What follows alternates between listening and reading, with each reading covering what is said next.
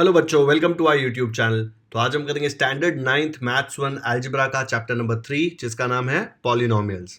हम इसके practice set 3.1 पे थे जिसका फर्स्ट लेक्चर मैंने ऑलरेडी अपलोड कर दिया है। फर्स्ट लेक्चर में मैंने आपको क्वेश्चन 1, 2, 3 एंड 4 करवाया था। अगर आपने वो लेक्चर नहीं देखा है तो यहाँ पे राइट साइड में ऊपर एक लिंक आएगा, उसमें जाके आपको 9th स्टैंडर्ड की प्लेलिस्ट मिल जाएगी जिसमें लाइन वाइज आपको 9th स्टैंडर्ड अलजेब्रा के सारे लेक्चर्स मिल जाएंगे। तो आज हम इसके आगे के क्वेश्चंस करेंगे। क्वेश्चन 5 दिया हुआ है, classify the following polynomials as linear, quadratic and cubic polynomial. इसके पहले हम लोगों ने क्या क्लासिफिकेशन किया था पॉलिनोमियल का? हमने नंबर ऑफ टर्म्स के हिसाब से पॉलिनोमियल को मोनोमियल, बाइनोमियल, ट्राइनोमियल ऐसे क्लासिफाई किया था। अब हम डिग्री के हिसाब से उसको क्लासिफाई करेंगे। चलो देखते हैं कैसे होता है वो। तो कोई भी वन वेरिएबल का अगर पॉलिनोमियल है, मतलब अगर उसमें एक्स है तो सिर्फ एक्स होगा पूरे पॉलिनोमियल में, ए है तो सिर्फ ए होगा, एम है तो सिर्फ एम होगा। वन वेरिएबल में मतलब एक ही वेरिएबल होगा उसमें। ओके, अगर वन वेरिएबल वाला पॉलिनोमियल है तो वो डिग्री के हिसाब से कैसे क्लासिफाई होता है वो देखते हैं। जैसे यहाँ पे देख लो 3x-1, हमको पता है ना कि ये पॉलिनोमियल है। एक्स का कोएफिशिएंट देखो 1 है, 1 के बाजू में x⁻0 डाल सकते हो आप। हर एक जगह वेरिएबल का जो इंडेक्स है वो होल नंबर होने वाला है, तो ये पॉलिनोमियल तो है। लेकिन इसका डिग्री क्या है 3x-1 का? ये 7y सेकेंड एग्जाम्पल है, वो मत देखो। इसका डिग्री x का जो हाईएस्ट पावर है 1 वो है। ये 7y खाली लिखा हुआ है, उसमें देखो y का पावर क्या है 1, तो डिग्री 1 है। तो जो भी डिग्री 1 वाला पॉलिनोमियल होता है ना, उसको लीनियर पॉलिनोमियल बोलते हैं। लीनियर पॉलिनोमियल क्यों बोलते हैं?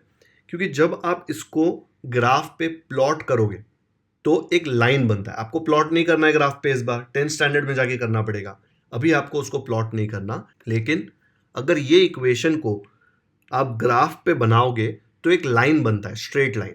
इसलिए उसको बोलते हैं लीनियर। लाइन दिख रहा है उसमें LINE, इसलिए उसको बोलते हैं लीनियर पॉलिनोमियल। वो याद मत रखो, याद रखो कि डिग्री अगर 1 है तो लीनियर पॉलिनोमियल। ओके, सेकेंड देखते हैं। यहाँ पे देखो ये वाला इक्वेशन दिया है 2y² + y + 1। पॉलिनोमियल है, डिग्री 2 है। अगर डिग्री 2 है तो उसको बोलते हैं quadratic polynomial. Quadratic equation solve करते थे ना हम लोग, क्वाड्रेटिक इक्वेशंस में यहाँ पे 2 ही होता था डिग्री। तो डिग्री 2 वाला जो पॉलिनोमियल है उसको बोलते हैं क्वाड्रेटिक पॉलिनोमियल। यहाँ पे सेकेंड एग्जाम्पल दिया -3x², उसका भी डिग्री देखो 2 है।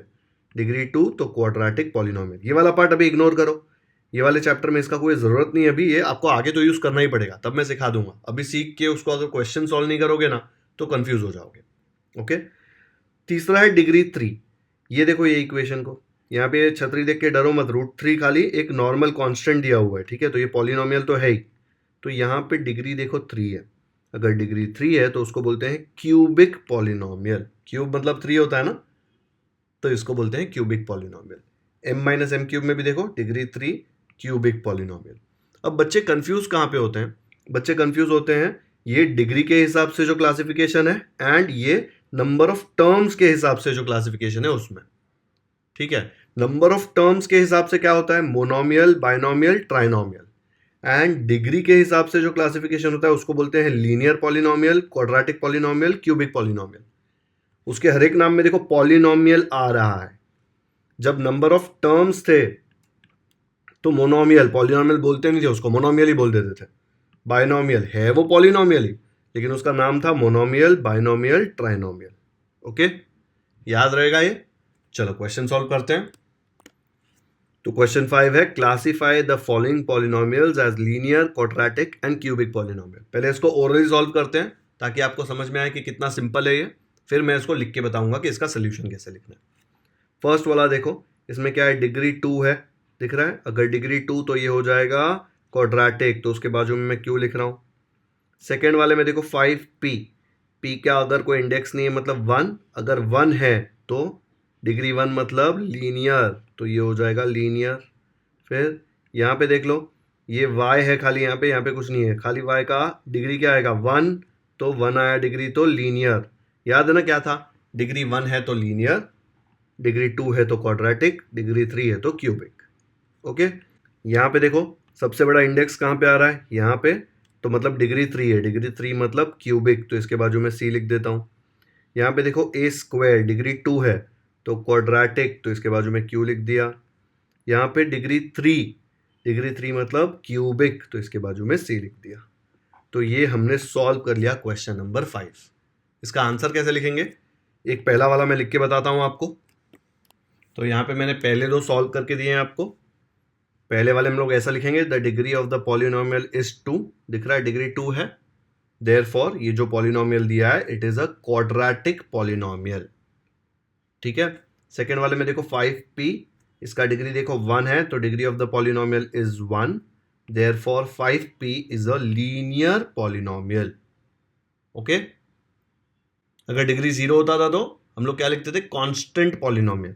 आज हमने नया क्या सीखा, अगर डिग्री 1 है तो लीनियर पॉलिनोमियल, अगर डिग्री 2 है तो क्वाड्रेटिक पॉलिनोमियल, अगर डिग्री 3 है तो क्यूबिक पॉलिनोमियल। ओके। तो क्वेश्चन 5 यहां पे हो गया हमारा। आगे बढ़ते हैं। क्वेश्चन 6 दिया है, right the following polynomials in standard form. Polynomials लिखने के दो तीन वेज है, जैसे standard form, index form, coefficient form, और हम लोग इसमें से ज़्यादातर स्टैंडर्ड फॉर्म ही यूज़ करते हैं। ठीक है, मैं तीनों आपको सिखाऊंगा। ये क्वेश्चन में हम लोग देख लेते हैं कि स्टैंडर्ड फॉर्म क्या है। तो पॉलिनोमियल में हर एक टर्म का एक डिग्री होता है।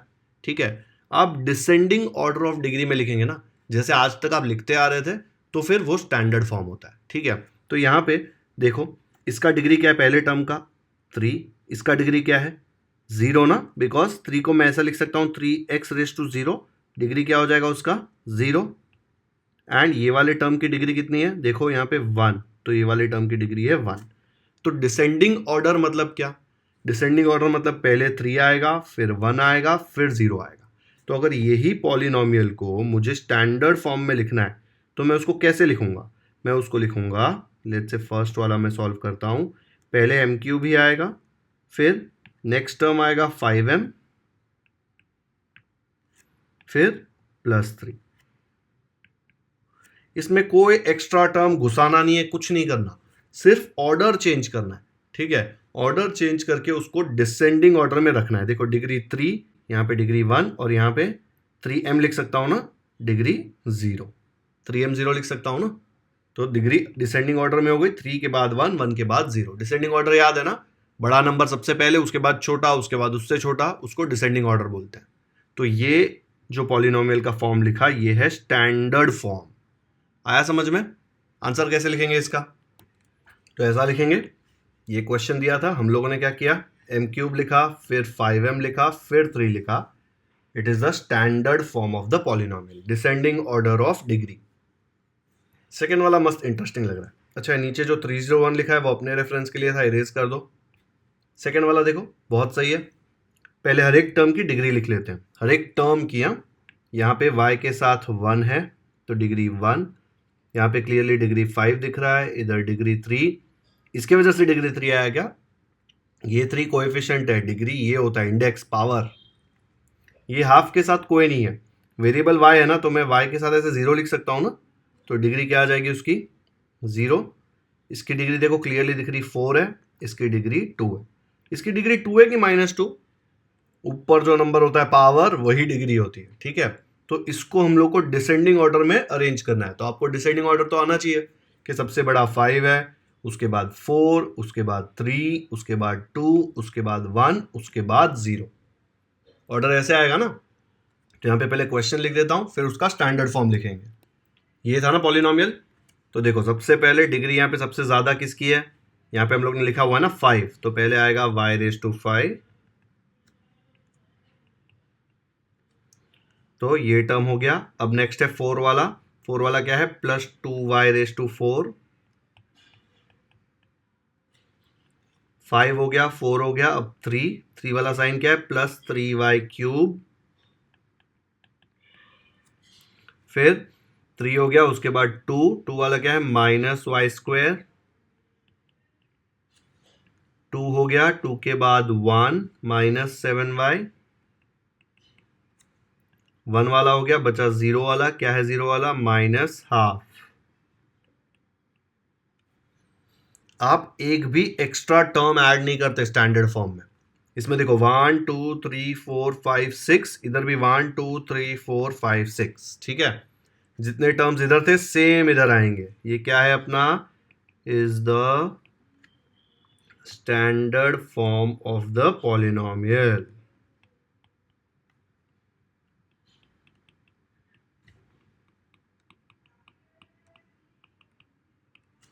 आया समझ में? सिंपल था ना स्टैंडर्ड फॉर्म। तो स्टैंडर्ड फॉर्म मतलब क्या? स्टैंडर्ड फॉर्म मतलब डिसेंडिंग ऑर्डर ऑफ डिग्री में अगर पॉलिनोमियल को लिखेंगे तो उसका नाम है स्टैंडर्ड फॉर्म। और हमेशा आप लोग कहीं पे भी आंसर लिखते हो ना तो आदत डाल लो कि यही फॉर्म में लिखने का, डिसेंडिंग ऑर्डर ऑफ डिग्री में लिखने का पॉलिनोमियल, ठीक है? इसलिए तो उसको स्टैंडर्ड फॉर्म बोलते हैं, क्योंकि ये स्टैंडर्ड है, हमेशा ऐसे ही लिखते हैं, ठीक है? लेकिन और दो फॉर्म्स हैं, वो देखते हैं इसके बाद। आ गया समझ में? चलो आगे बढ़ते हैं। 7th क्वेश्चन दिया है, right the following polynomials in coefficient form. Coefficient form मतलब जो वेरिएबल के आगे नंबर होता है ना, यहाँ पे कुछ नहीं, मतलब 1 है ना, तो कोएफिशिएंट फॉर्म में इसको लिखना है। अब ये लिखने के लिए थोड़ा दिमाग ज़्यादा लगाना पड़ेगा, तो पहले मैं आपको बता देता हूँ कि इसका आंसर कैसे आएगा। फर्स्ट क्वेश्चन दिया है x³ -2, ठीक है? कोएफिशिएंट फॉर्म में लिखना तो डिसेंडिंग ऑर्डर ऑफ डिग्री में ही है, लेकिन हाईएस्ट से लेके लोएस्ट तक हर एक डिग्री वाला जो टर्म है वो आना चाहिए। कंफ्यूजिंग लग रहा है? अगर हर एक डिग्री प्रेजेंट नहीं है तो उसको जबरदस्ती आपको घुसाना है। मतलब पॉसिबल है कि अगर इसमें 2 ही टर्म है, लेकिन कोएफिशिएंट फॉर्म जब लिखेंगे तो 4-5 टर्म आ सकते हैं। हो सकता है 2 दिए 2 ही आए, लेकिन ज्यादा भी आ सकते हैं, कम तो नहीं आएंगे। जैसे यहाँ पे देखो हाईएस्ट डिग्री क्या है? 3, और यहाँ पे कुछ नहीं है मतलब 0। तो 3 से सीधा 0 है ना डिग्री, ये उसको नहीं चलता। उसको बीच में डिग्री 2, डिग्री 1 सब कुछ चाहिए। 3 से लेके 0 तक का पूरा रास्ता, हर एक जो टर्म आएगा वो चाहिए। तो कैसे करते हैं इसको? तो ये हाईएस्ट डिग्री x³ है, तो इसको लिख देंगे x³। अब डिग्री 2 आना चाहिए ना 3 के बाद, उसका टर्म है क्या? यहाँ पे नहीं है, तो जबरदस्ती हम लोग डिग्री 2 का एक टर्म घुसाएंगे। ऐसे तो चलेगा नहीं, इधर तो है ही नहीं ना, इसीलिए इसका कोएफिशिएंट कर देंगे 0। ये तो 0 ही ऐड किया ना। अगर मैं खाली 0 लिखूं, x³ के साथ x³ + 0 लिखूं तो चलना चाहिए। अब 0 के साथ मैं x² लूं कि x⁻100 लूं, क्या फर्क पड़ता है? तो मैंने 0 के साथ क्या लिया? x²। तो डिग्री 3 का एक टर्म आया, डिग्री 2 का एक टर्म आया। अब नेक्स्ट क्या है? डिग्री 2 के बाद डिग्री 1, वो भी टर्म नहीं है यहाँ पे, तो हम लोग डिग्री 1 का भी ऐसे टर्म ले लेंगे। चाहिए तो 1 लिखो, कंफ्यूज हो रहा है तो। अगर कुछ नहीं लिखूंगा तो 1 ही होता है ना। इसके बाद डिग्री 0 वाला टर्म चाहिए। इसका डिग्री कितना है? 2 का। डिग्री 0 है ना, तो ये जो 2 है उसको मैं लिखूंगा माइनस, या फिर वो सेम कलर में लिख देते हैं, -2x⁻0। तो क्वेश्चन में सिर्फ ये और ये दिया था, ये सब हमने एक्स्ट्रा घुसाया। क्यों घुसाया? क्योंकि डिग्री 3 के बाद 2, डिग्री 2 के बाद 1, 1 के बाद 0। तो जो भी हाईएस्ट डिग्री है वहां से लेके 0 डिग्री तक सब लोग आने चाहिए। अब इसको कोएफिशिएंट फॉर्म में कैसे लिखते हैं? इन सबके कोएफिशिएंट्स निकालते हैं। ये पहला टर्म है, उसमें कोएफिशिएंट क्या है? 1, ठीक है? यहाँ पे कोएफिशिएंट है 0, यहाँ पे 0, यहाँ पे क्या है कोएफिशिएंट? -2। वेरिएबल के आगे जो लिखा होता है वो कोएफिशिएंट होता है ना। तो कोएफिशिएंट फॉर्म में आप कैसे लिखेंगे पॉलिनोमियल को? यहाँ कोएफिशिएंट है 1, कॉमा इधर है 0, कॉमा इधर है 0, कॉमा यहाँ पे क्या है कोएफिशिएंट? -2, तो इधर लिख दिया -2। ऐसे लिखेंगे, ये आपका फाइनल आंसर है। आया समझ में? थोड़ा थोड़ा ध्यान दो, अभी थोड़ा डिफिकल्ट लग रहा है कि क्वेश्चन किया, बाद में इजी लगेगा। तो कोएफिशिएंट फॉर्म में आप ऐसे लिखते हैं। आप ये लिख के बताएंगे नहीं कि पॉलिनोमियल क्या है, सिर्फ ऐसे लिखेंगे तो भी समझ में आ जाना चाहिए कि पॉलिनोमियल क्या है। ओके, कैसे मैं आपको समझाऊंगा। अभी समझा है क्या है? तो आंसर इसका कैसे लिखेंगे? जो लिखा वही, is the coefficient form of the given polynomial. अच्छा, ये इतना स्पेस देना जरूरी है क्या?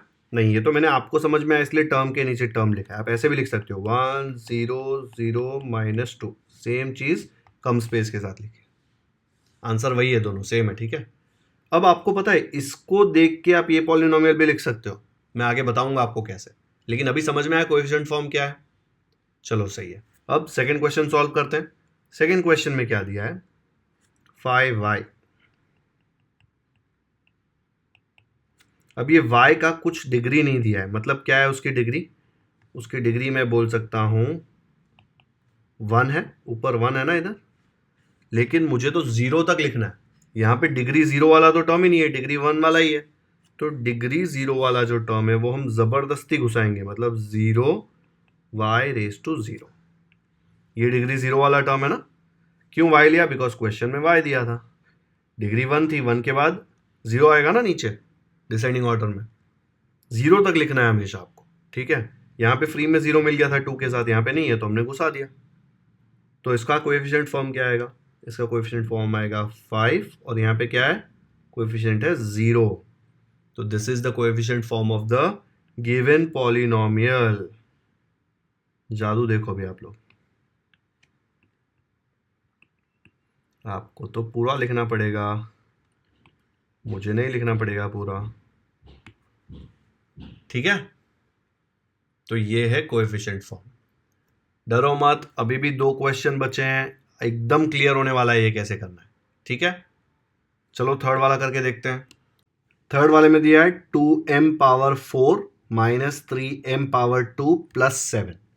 तो डिग्री देख लो, इसका डिग्री देखो 4 है, दिख रहा है 4 यहाँ पे, इसका डिग्री 2 है, और यहाँ पे 7 के साथ आप m0 लिख सकते हो ना, तो इसका डिग्री आपको मिल जाएगा 0। याद रखना है कौन सा फॉर्म है? Coefficient form. कोएफिशिएंट फॉर्म में मैक्सिमम जो हाईएस्ट डिग्री रहता है उससे लेके 0 तक सब होने चाहिए। तो यहाँ पे देखो 4 के बाद 3 आएगा, 3 के बाद 2, 2 के बाद 1, 1 के बाद 0। तो यहाँ पे 3 और 1 वाला टर्म है ही नहीं, तो जबरदस्ती 3 और 1 वाला टर्म हम यहाँ पे घुसाएंगे। तो क्या हो जाएगा? ये इक्वल टू आ जाएगा, ये 4 वाला तो ऐसे ही है, ठीक है। 4 के बाद नेक्स्ट क्या आना चाहिए? 3 वाला टर्म नहीं है, तो हम लोग प्लस 0, क्या है वेरिएबल? m है ना, तो m3 डालेंगे पावर में, ठीक है। फिर 4 हो गया, 3 हो गया, 3 के बाद 2 वाला टर्म ये रहा माइनस 3m²। उसके बाद 2 के बाद क्या आएगा? 1 वाला भी टर्म नहीं है देखो, तो जबरदस्ती आपको 1 वाला टर्म डालना है, तो प्लस 0m। यहाँ पे 1 लिखो या 1 मत लिखो तो भी 1 ही होएगा ना वो। चलो अभी 1 लिख लो ताकि कंफ्यूजन ना हो। फिर 1 के बाद नेक्स्ट है 0 वाला टर्म, देखो 0 वाला टर्म ऑलरेडी है, तो प्लस 7। तो ओरिजिनल जो पॉलिनोमियल था वो ये था। अब यहाँ पे आप लोगों को देखो 2 टर्म्स नए डालने पड़े, क्यों? क्योंकि देखो 4 3 2 1, यहाँ पे m0, 4 3 2 1 0, हर डिग्री का चाहिए ना, हाईएस्ट से लेके 0 तक, इसीलिए। तो इसका कोएफिशिएंट फॉर्म अगर मुझे लिखना है तो कैसे आएगा? तो मैं इसका कोएफिशिएंट फॉर्म लिखूंगा। इसका कोएफिशिएंट क्या है यहाँ पे? 2, इसका कोएफिशिएंट 0, यहाँ पे थर्ड टर्म का -3, यहाँ पे नेक्स्ट टर्म का 0, उसके बाद यहाँ पे 7 ही है ना, क्योंकि इसको आप ऐसा लिख सकते हो m0, तो इसका कोएफिशिएंट क्या है? 7, पर m0 में नहीं लिख रहा, लिखना है तो लिख लो, कोई प्रॉब्लम नहीं है। तो ये आ गया, ये जो हमने लिखा ना ब्लू कलर का, ये है कोएफिशिएंट फॉर्म। तो उसके बाजू में लिख दो is the coefficient form of the polynomial. आया समझ में? इजी है ना? हाईएस्ट डिग्री से लेके 0 सब होना चाहिए उसमें, ठीक है। अब फोर्थ वाला देखते हैं। फोर्थ वाला बहुत ही अच्छा क्वेश्चन दिया है, कंफ्यूज करने के लिए बहुत मस्त क्वेश्चन बना है। -2/3, इसका डिग्री क्या है? यहाँ पे तो कोई टर्म ही नहीं है, कोई भी वेरिएबल ले सकते हो। कौन सा लेटर पसंद है? m, x, y, b, c? चलो आपका नाम शायद m से शुरू होगा या n से शुरू होगा, तो मैं n ले लेता हूँ यहाँ पे। तो अगर मैंने n लिया तो n का पावर क्या आएगा? 0। हाईएस्ट पावर क्या है? हाईएस्ट पावर यहाँ पे 0 ही है, 0 से 0 तक, तो ऑलरेडी सब टर्म दिए हुए हैं, कोई भी टर्म मिसिंग नहीं है, ठीक है। तो ये वाली टर्म को मैं क्या लिख सकता हूँ? इसको मैं लिख सकता हूँ -2/3 n0। अब वेरिएबल कुछ भी ले सकते हो। तो इसका कोएफिशिएंट टर्म क्या आएगा? अगर मैं इसका कोएफिशिएंट फॉर्म लिखने जाऊं, लेट्स से मैंने ये नीचे लिख दिया, अगर मैं इसका कोएफिशिएंट फॉर्म लिखने जाऊं तो क्या है इसका कोएफिशिएंट? पहले वाले का कोएफिशिएंट ही -2/3 है, खत्म, एक ही टर्म है। तो this is the coefficient form of the given polynomial. बस ऐसे लिख दिया यहाँ पे, हो गया। आया समझ में? अगर हाईएस्ट जो है वही 0 है तो 0 से 0 तक मतलब क्या, एक ही टर्म आएगा ना 0 से 0 तक, तो एक टर्म दिया हुआ था उसका कोएफिशिएंट लिख दिया। आ गया समझ में? तो यहां पे हमारा 7th क्वेश्चन भी खत्म होता है। ओके, अब यहाँ पे 8th में देखो क्या दिया हुआ है, right the polynomials in standard form. ऐसे दिया है, ये कौन सा फॉर्म है पॉलिनोमियल का, ब्रैकेट के अंदर सिर्फ नंबर्स, ये है कोएफिशिएंट फॉर्म। आपको कोएफिशिएंट फॉर्म से कौन से फॉर्म में लिखना है, स्टैंडर्ड फॉर्म में, ठीक है। अभी इसका लिखने का तरीका देख लो, पहले ऐसे ही बता रहा हूँ, ठीक है, नोटबुक में कैसे लिखना है एग्जाम में वो नहीं बता रहा मैं, पहले देख लो सॉल्व कैसे करते हैं। 1 2 3 फर्स्ट वाला क्वेश्चन, ठीक है। जो लास्ट टर्म है इधर उसका डिग्री हमेशा 0 होता है, तो यहाँ पे हम लोग वेरिएबल x ले रहे हैं, तो ये वाला जो होगा उसका होगा x⁻0, उसके बाजू वाले का होगा x⁻1, इसका होगा x⁻2। ये है कोएफिशिएंट, ये है वेरिएबल, तो पूरा अगर पॉलिनोमियल लिखना है तो क्या आएगा, ये 1x², यहाँ पे साइन कुछ नहीं मतलब प्लस, प्लस 2x⁻1, यहाँ पे भी साइन कुछ नहीं मतलब plus, plus 3x⁻0, 3x⁻0। Okay, इसको अब आप कैसे लिख सकते हो और सिंपल वे में, 1x² को खाली x² लिख सकते हो, 2x⁻1 को खाली 2x लिख सकते हो, और आपको पता है कि x⁻0 तो 1 होता है, तो ये 3 ऐसे का ऐसा आ जाएगा, क्योंकि इसका वैल्यू तो 1 है ना, 3 × 1 3 होता है, तो ये आपका आंसर हो गया, इसको देख के बनाया हमने। समझा कैसे आया, पक्का? देखो यहाँ पे 1 2 3 था, जो लास्ट वाला है वो 0 से ही होगा, क्योंकि हम लोग 0 तक लिखते हैं हमेशा कोएफिशिएंट फॉर्म। तो अगर ये 0 है, उसके बाजू वाला 1 होगा, उसके बाजू वाला 2 होगा, और होता तो बाजू वाला 3 होता, लाइन में जाएगा ना, हर एक टर्म होगा। फिर ये कोएफिशिएंट है, ये वेरिएबल है, तो पूरा टर्म क्या हो जाएगा, 3x⁻0, ये वाला टर्म क्या हो जाएगा, 2x⁻1, ये वाला टर्म हो जाएगा 1x², 1x² को x² लिख सकते हैं, 2x⁻1 को 2x लिख सकते हैं, 3x⁻0 को 3 लिख सकते हैं। तो ये हो गया अपना polynomial in standard form. Okay, easy है ना? चलो अब देखते हैं इसको लिखेंगे कैसे। तो यहाँ पे कितने कोएफिशिएंट से काउंट करो, 1 2 3। अच्छा, ये वाला नहीं लिखना है, ये मैंने सिर्फ आपको समझाने के लिए बताया था, ठीक है, साइड में रखा है ऐसे ही, इरेज कर देना बाद में। स्टैंडर्ड फॉर्म में लिखने के लिए हम लोग क्या करेंगे, काउंट करेंगे 1 2 3, तो नंबर ऑफ कोएफिशिएंट्स 3 है, तो जो डिग्री है ना वो जितने टर्म्स होंगे उससे एक कम आती है। आपने आगे भी देखा होगा, जैसे थर्ड क्वेश्चन में यहाँ पे कोएफिशिएंट वाले फॉर्म में टर्म्स काउंट करो, 1 2 3 4 5 टर्म्स है ना, तो पॉलिनोमियल की डिग्री देखो क्या है, हाईएस्ट वाली 4 है, 5 से एक कम है ना। जैसे यहाँ पे देख लो, इसका स्टैंडर्ड फॉर्म x³ - 2 लिखा हुआ है यहाँ पे। अभी कोएफिशिएंट काउंट करो, 1 2 3 4, 4 टर्म्स है कोएफिशिएंट में, तो डिग्री क्या है देखो, 4 से एक कम, डिग्री 3 है, ठीक है। तो जब भी आप कोएफिशिएंट फॉर्म से डिग्री निकालोगे तो वो एक कम आएगी, फिर उसके हिसाब से आप पॉलिनोमियल लिख सकते हो। तो यहाँ पे 1 2 3 कोएफिशिएंट है, तो डिग्री आ जाएगी 3 - 1 = 2। अभी मैं यहाँ पे x वेरिएबल ले रहा हूँ, आपको कोई और लेटर पसंद है तो आप कोई और लेटर ले लो, y ले लो यहाँ पे तो भी चलेगा। तो अगर डिग्री 2 है तो फर्स्ट वाले की डिग्री 2 होगी, तो 1x², फिर सेकंड की एक कम 2x, फिर थर्ड की कोई नहीं, 0 डिग्री ना, तो 3। बेस्ट वे तो यही है यार, लेकिन ऐसे लिखोगे ना तो टीचर मार्क्स नहीं देती है। कितना इजीली समझ में आता है ना, 1 के साथ x², 2 के साथ x, 3 के साथ x⁻0। ओके, वीडियो पॉज करो, लिख लो ये सोल्यूशन एक बार। फर्स्ट टाइम लिख रहे हो, थोड़ा अलग लगेगा, बहुत इजी है ये भी। चलो नेक्स्ट करते हैं। तो ये सेकंड में भी हम लोग रफ वर्क करके देखते हैं कि क्या आएगा इसका सोल्यूशन। क्या दिया है, 5 0 0 0 -1, तो इसको लिख दिया 5 0 0 0 -1। क्या लेना है वेरिएबल, m ले लूँ क्या इस बार, चलो m लेते हैं। तो उल्टा से शुरू करो, ये -1 के साथ क्या आएगा, m⁻0, इसके साथ m⁻1, इसके साथ m⁻2, m⁻3, m⁻4। फिर पॉलिनोमियल क्या आ जाएगा, पॉलिनोमियल अपना आ जाएगा 5m⁻4। यहाँ पे देखो इसके आगे कोई साइन नहीं है, मतलब प्लस है, तो +0m⁻3, फिर +0m⁻2, फिर +0m⁻1,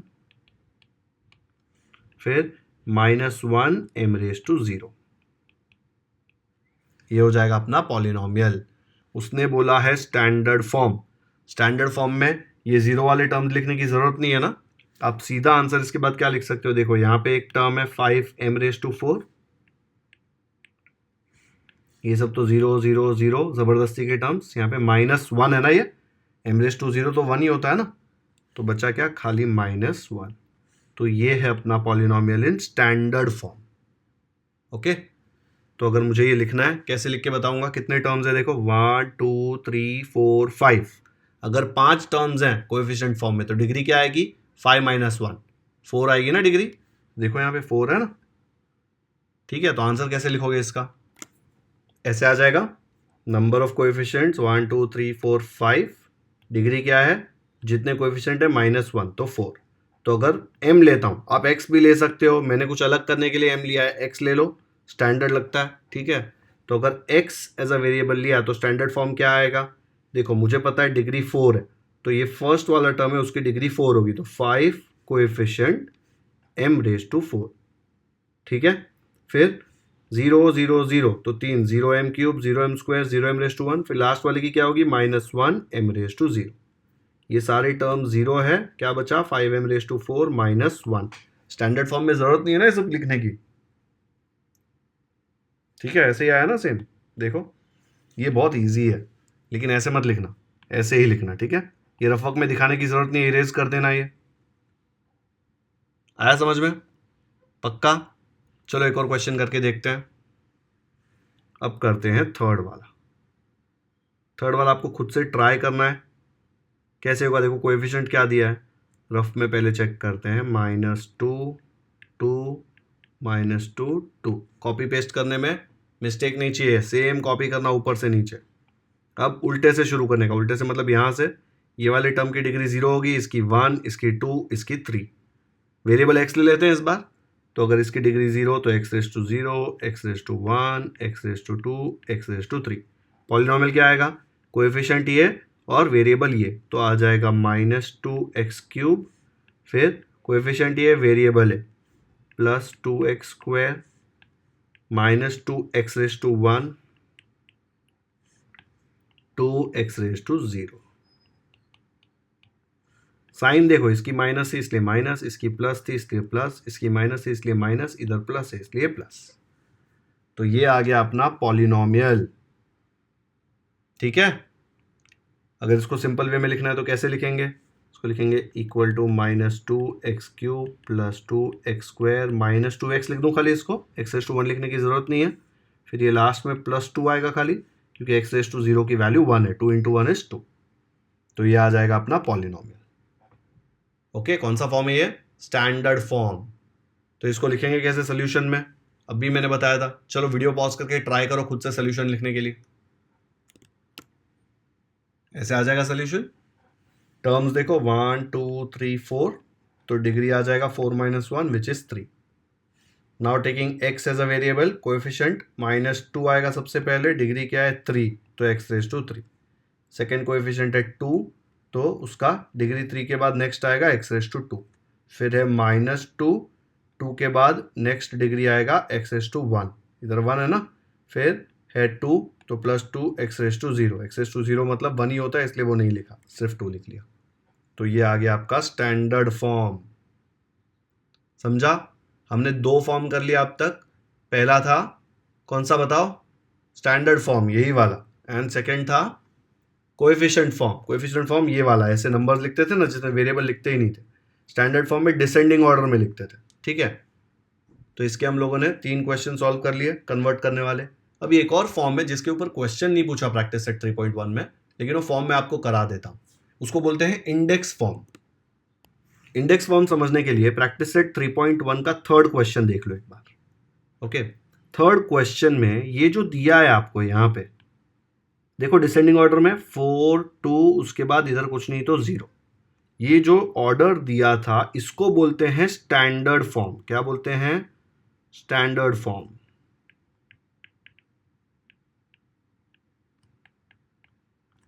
अगर इसमें कोई टर्म मिसिंग है और जबरदस्ती हम लोग जो टर्म घुसा रहे थे ना 0 वाले, देखो 4 के बाद 3 का पावर, फिर 2 का पावर, फिर 1 का पावर, फिर 0 का पावर, हर एक इंडेक्स होना चाहिए।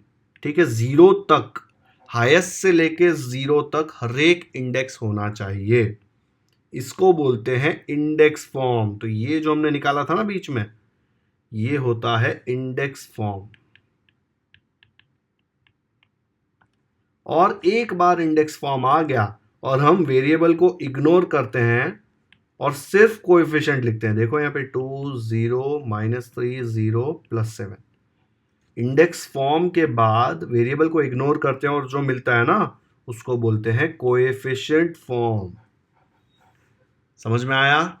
स्टैंडर्ड फॉर्म मतलब डिसेंडिंग ऑर्डर में होना चाहिए, बस सारे टर्म्स हो नहीं हो उससे फर्क नहीं पड़ता। देखो यहाँ पे 4 वाला है, 3 वाला तो कोई टर्म ही नहीं है ना, m³ वाला नहीं है, खाली m वाला भी कोई टर्म नहीं है, पर डिसेंडिंग ऑर्डर है, 4 के बाद 2, 2 के बाद 0, तो चलेगा। इसको बोलते हैं स्टैंडर्ड फॉर्म। इंडेक्स फॉर्म में जो मिसिंग टर्म्स थे ना, m³ फिर m, वो सब होने चाहिए, m³ m सब है ना, तो ये होता है अपना इंडेक्स फॉर्म। ओके, फिर इंडेक्स फॉर्म आ गया, उसके बाद वेरिएबल इग्नोर करो और जो कोएफिशिएंट आते हैं वो सिर्फ लिख दो, उसको बोलते हैं कोएफिशिएंट फॉर्म। ठीक है, समझ गया सब कुछ? स्टैंडर्ड में सिर्फ डिसेंडिंग, इंडेक्स में सारे टर्म्स आने चाहिए, अगर कोई इंडेक्स मिसिंग है तो उसका 0 डाल के लिख देना है। और कोएफिशिएंट कहां से आता है? इंडेक्स फॉर्म में से ही आपको कोएफिशिएंट फॉर्म आता है। आ गया समझ में? तो हम लोगों ने आज क्या क्या कर लिया? 5th क्वेश्चन किया, 6th किया, 7th किया, 8th किया। ठीक है, स्टैंडर्ड फॉर्म, कोएफिशिएंट फॉर्म। ये इंडेक्स फॉर्म पे क्वेश्चन पूछ लेते हैं। चलो नहीं पूछा, इंडेक्स फॉर्म भी मैंने आपको सिखा दिया ना। अब बचा है 9th क्वेश्चन। 9th क्वेश्चन में पूछा है right the appropriate polynomials in the boxes. ठीक है, मैं यहीं पे सॉल्व कर रहा हूं। तो यहां पे कैसे सॉल्व करेंगे? देखो, बाइनोमियल मतलब 2 टर्म होने चाहिए। कहां कहां पे 2 टर्म है? देखो, एक पॉलिनोमियल, दूसरा, तीसरा, चौथा, पांचवा और छठा, 6 दिए हुए हैं। यहां पे देखो x + 7 कितने टर्म्स हैं? 1 2, 2 टर्म्स मतलब बाइनोमियल, तो x + 7 आ जाएगा यहां पे। फिर x + 7 का डिग्री क्या है? खाली 1 है ना डिग्री, देखो हाईएस्ट वाला डिग्री 1, तो अगर 1 डिग्री है तो उसको कौन से टाइप का पॉलिनोमियल बोलते हैं? Linear polynomial. तो ये बेचारा लीनियर में भी आएगा। ठीक है, नेक्स्ट जाते हैं। x² कितने टर्म्स हैं? सिर्फ एक टर्म मतलब मोनोमियल, तो मोनोमियल आ जाएगा x², लेकिन इसकी डिग्री क्या है? 2। तो डिग्री के हिसाब से अगर इसको क्लासिफाई करेंगे तो इसको क्या बोलेंगे? Quadratic polynomial. तो यहां पे भी आ जाएगा x²।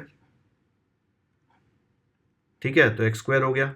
ये दोनों कर लिया हमने, ये भी कर लिया, ये भी कर लिया। नेक्स्ट है x³ + x² + x + 5। कितने टर्म्स हैं? 1 2 3 4, 4 टर्म। यहाँ पे 4 टर्म वाला तो दिया ही नहीं है, सिर्फ एक टर्म, 2 टर्म और 3 टर्म वाला था, तो इसमें हम लोग क्लासिफाई नहीं कर सकते। लेकिन इसकी डिग्री क्या है?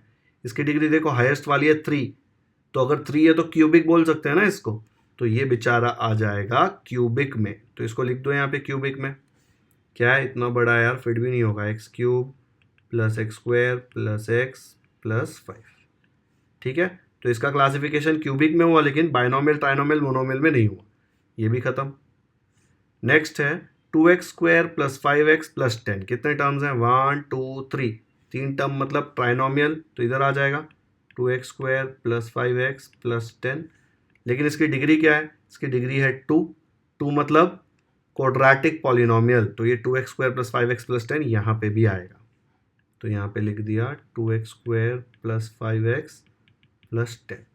तो इसको यहाँ पे और यहाँ पे क्लासीफाई कर दिया, इसका काम भी खत्म। नेक्स्ट है x³ + 9। टर्म गिनो, 1 2, 2 मतलब बाइनोमियल, तो इधर लिख दिया उसको। क्या है? x³ + 9। अब डिग्री देखो, इसकी डिग्री है 3। अगर डिग्री 3 है मतलब ये कौन सा हुआ? क्यूबिक पॉलिनोमियल, तो इसको क्यूबिक में भी लिख दो, x³ + 9। ठीक है, तो इसको यहाँ पे भेजा और यहाँ पे भेजा, इसका काम भी खत्म। नेक्स्ट है 3x² + 5x। टर्म गिनो, 1 2, 2 टर्म मतलब बाइनोमियल, तो इधर आएगा ये बेचारा। क्या है भाई? 3x² + 5x। लेकिन उसका डिग्री क्या है? देखो, इसका 2, इसका 1, हाईएस्ट कहाँ पे? यहाँ पे, तो डिग्री 2। डिग्री 2 मतलब क्वाड्रेटिक पॉलिनोमियल, तो उधर लिख दो इसको 3x² + 5x। इसका काम भी खत्म। ऐसे क्लासिफाई करना। तो हम लोग ने अप्रोप्रिएट पॉलिनोमियल वो बॉक्सेस में लिख दिए। ठीक है, जो टाइप के थे वो लिख दिए। आया समझ में? नंबर ऑफ टर्म्स जो होते हैं उसके हिसाब से ये 3 होते हैं, monomial, binomial, trinomial, and degree के हिसाब से ये 3, लीनियर, क्वाड्रेटिक, क्यूबिक। लीनियर मतलब डिग्री 1, क्यूबिक मतलब डिग्री 3, क्वाड्रेटिक मतलब डिग्री 2। इजी था ना काफी, इसलिए यहीं पे सॉल्व कर लिया है। एग्जाम में अगर ऐसा आया तो कैसे लिखोगे? एक तो ऐसा डायग्राम बना के देंगे नहीं एग्जाम में, लेकिन अगर आ गया तो कैसे लिखोगे? पहले लिखोगे क्वाड्रेटिक पॉलिनोमियल, फिर उसमें 1 2 3, फिर सेकंड लिखोगे क्यूबिक पॉलिनोमियल, फिर उसमें 1 2, तीसरा लीनियर पॉलिनोमियल, उसमें 1, चौथा बाइनोमियल, उसमें 1 2 3 जो भी पॉलिनोमियल है वो लिख देने का नीचे, ट्राइनोमियल लिख दिया, मोनोमियल लिख दिया। ऐसे 6 अलग अलग हेडिंग्स बनेंगे, उसके नीचे जो पॉलिनोमियल है वो उसमें लिख देना है।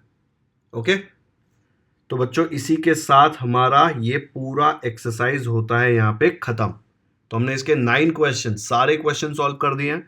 बहुत ही इजी प्रैक्टिस सेट है, लेकिन इंपॉर्टेंट बहुत है, क्योंकि इसमें जो टर्म्स है ना, ये standard polynomial, index, coefficient form, linear, cubic, quadratic, ये सब आपको आगे जाके बहुत काम आएगा। जो डिफिकल्ट क्वेश्चंस होंगे ना, उसमें क्या होता है, उसमें से इनमें से 1 2 3 4 चीजें साथ में पूछ लेते हैं। तो अगर आपको एक एक चीज ठीक से नहीं पता है तो 3 4 चीजों को साथ में यूज करने बोला तो आपको डिफिकल्ट लगेगा। इसलिए ये प्रैक्टिस सेट भले ही कितना भी इजी लगे, एकदम ध्यान से देखना है, हर एक चीज को डिटेल में समझना है।